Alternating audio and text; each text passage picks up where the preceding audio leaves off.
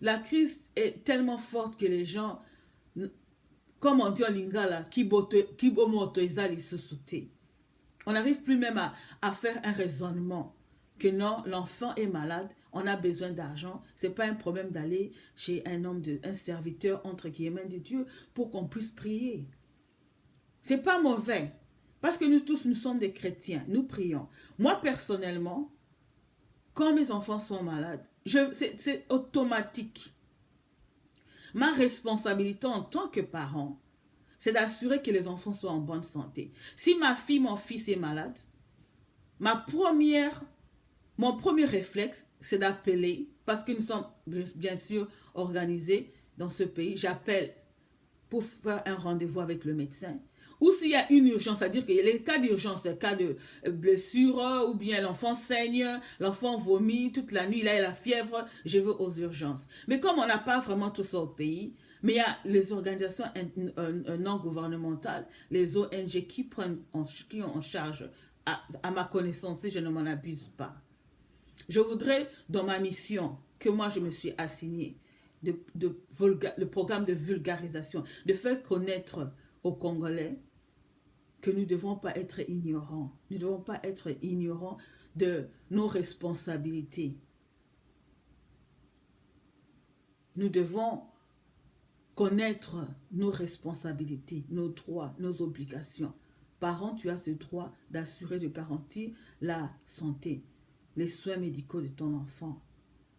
C'est vraiment une histoire très triste parce que finalement, j'ai pu suivre que cette fillette a été entre les mains d'une organisation gouvernementale au Congo qui s'appelle, je crois, SOS, quelque chose là, de ce sens-là. Et malgré que, l'organisation a pris en charge l'enfant, mais la fille a succombé parce que je suppose que c'était un peu trop tard.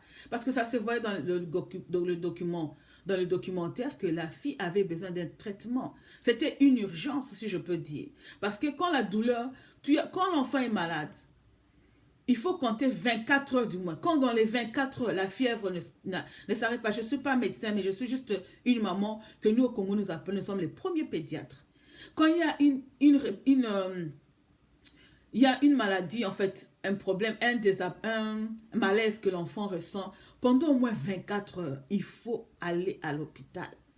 Si ça persiste, il faut vraiment réunir les moyens possibles pour que l'enfant puisse suivre des traitements. Ou même calmer ça, parce qu'elle avait des maux de ventre. Il y avait moyen de trouver quelque chose pour calmer les douleurs abdominaux, je crois, ces douleurs abdominaux qu'elle ressentait. Nous devons changer nos mentalités, nous devons faire cet effort-là. Comme je l'ai dit, je ne veux pas m'attaquer ou parler de leader de l'Église. C'est pas vraiment ma vision. Quand je me trouve devant la caméra, je parle des faits, il y a ceci, cela qui est arrivé, et je parle qu'est-ce que dit la loi par rapport, qu'est-ce qu'il faut faire dans des cas par-ci, par-là, quelle est la responsabilité. Les cas, si c'est les parents, parce que ce sont les parents qui ont amené l'enfant à l'église, en fait, chez ce leader religieux. Ce sont les parents. Alors, je suis en train d'attirer l'attention des parents. Je suis en train de tirer les oreilles des parents congolais.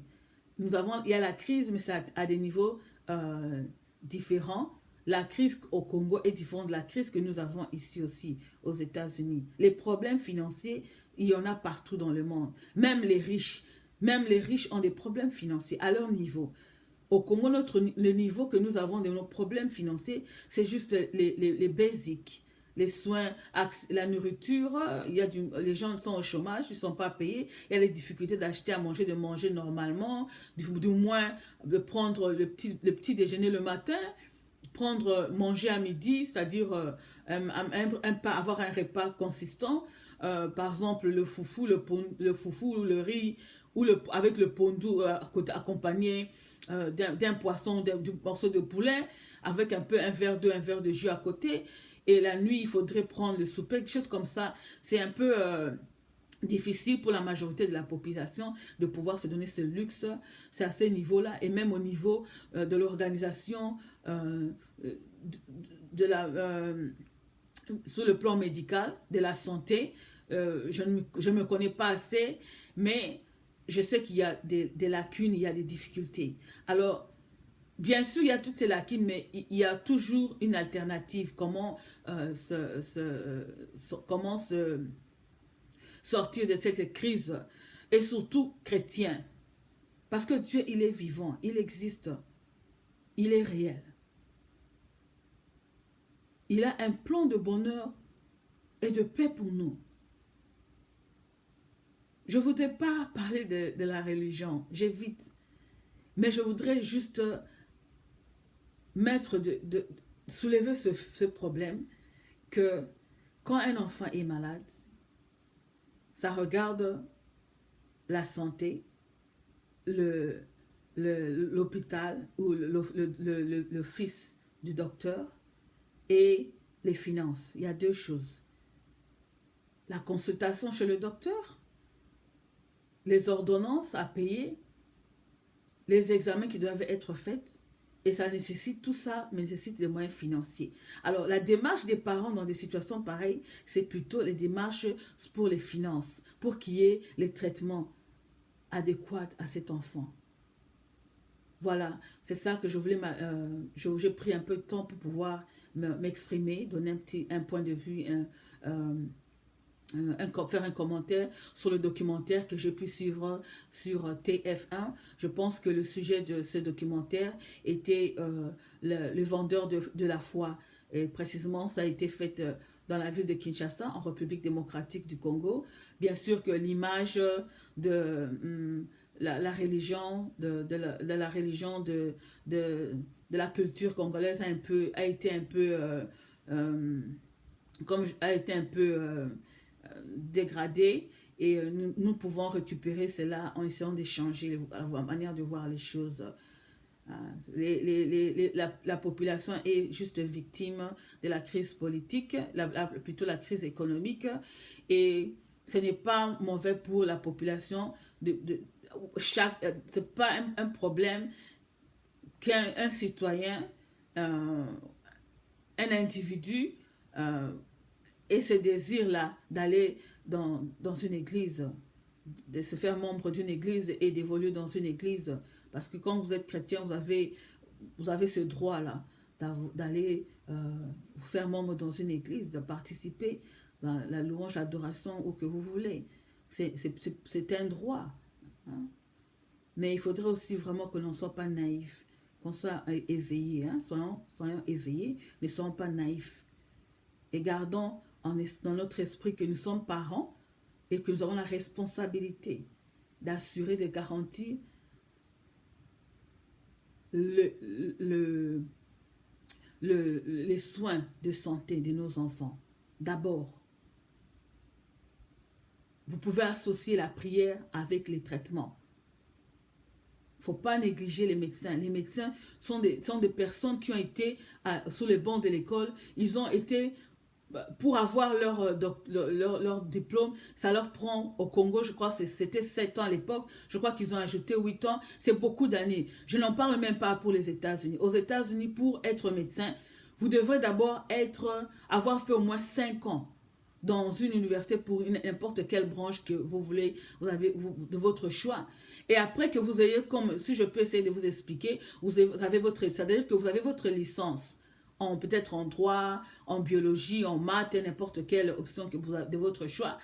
Quand vous avez eu cette licence-là, que vous allez maintenant vous enrôler à la faculté de médecine. Si c'est 7 ans, c'est 6 ans, vous allez encore ajouter à 5 ans, 6 ans, 7 ans de médecine. Donc ça vous fait comme 12 ans sur le banc de l'école pour pouvoir devenir médecin.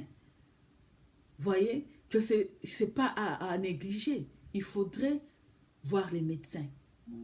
Il faut consulter le médecin, avoir confiance au médecin. En plus, si vous êtes chrétien, associez la prière.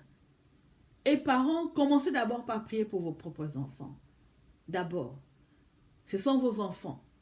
Quand vous êtes en secret, vous, monsieur, madame, Vous êtes en séquence en train d'avoir vos relations pour pouvoir un jour vous retrouver parents. Il n'y avait que vous deux, papa, maman. Il n'y avait pas qui que ce soit. Il n'y avait que vous deux. Si le témoin, c'était Dieu qui était témoin, qui a vu que vous avez eu intercourse, qu'il y a eu relation sexuelle et il y a eu grossesse. Voilà, je voudrais vous dire merci pour le temps que vous avez pu avoir à pouvoir me suivre. Et je vous remercie et j'espère que vous vous portez bien. Et n'oubliez pas votre mission de pouvoir prendre soin de nos enfants congolais qui sont le futur, l'avenir de notre pays. On se retrouve dans les jours à venir. Comme toujours, j'ai l'émission l'émission Droit et Société que j'anime sur 5 sur 5 médias. Donc on se retrouvera sur 5 sur 5 médias dans notre émission Droit et Société. C'est Karine Bianda qui vous remercie. Bonjour et merci et portez-vous bien.